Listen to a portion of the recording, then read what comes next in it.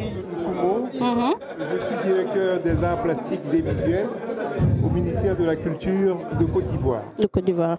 Et c'est toujours avec un immense bonheur que je me retrouve à la Biennale de Dakar.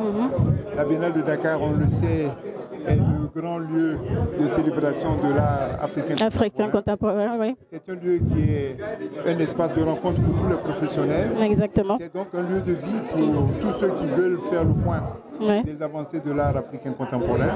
Et également voir ce que notre art africain contemporain sera demain.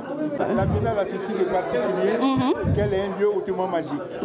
Et à la cérémonie d'ouverture, lorsque les meilleurs parmi nos artistes sont portés au nu, sont récompensés, ça fait chaud au cœur de tout le monde. Et c'est dire que nous devons croire encore fortement à l'avenir de cet art-là qui nous offre l'occasion de nous positionner par rapport à nous-mêmes, mais également par rapport au monde. L'art africain, on le sait à travers ce qu'on appelle les arts premiers, s'est affirmé à un haut niveau mondial. C'est un art qui a façonné le langage artistique au plan mondial. Quand on sait que les plus grands artistes occidentaux se sont appropriés les esthétiques et les leçons des sculpteurs africains. Et aujourd'hui, l'art contemporain qui est fait par les Africains est un art qui est apprécié partout dans le monde. Il n'est que de tenir compte des différentes valeurs de nos pièces au plan international.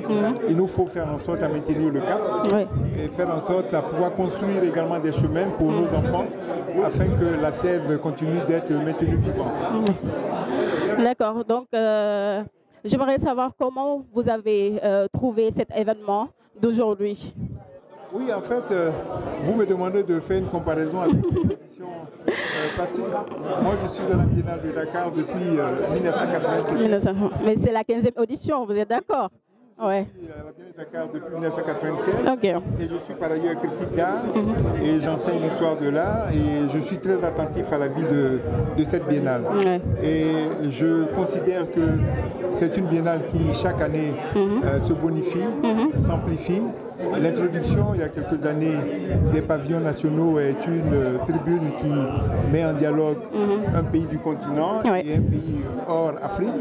Et cette mise en dialogue a été l'occasion, par exemple, pour la Côte d'Ivoire, à l'édition de 2022, de présenter ce qu'elle avait de meilleur dans le domaine de l'art contemporain, parce que la Côte d'Ivoire était l'un des pays invités d'honneur.